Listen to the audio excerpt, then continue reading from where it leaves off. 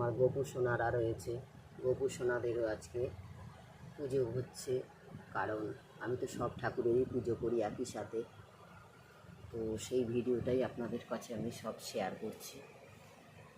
দেখুন,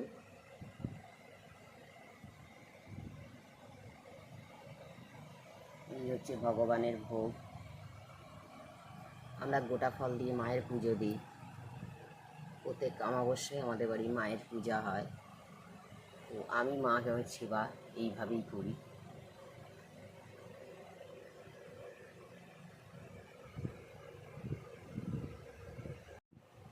যারা আমার বৈষ্ণোদেবী মায়ের ভক্ত এবং মা তারার ভক্ত, তারাই ভিডিওটাকে অবশ্যই শেয়ার করবেন, তাহলে মায়ের আশীর্বাদ থেকে আপনারা বঞ্চিত হবেন না।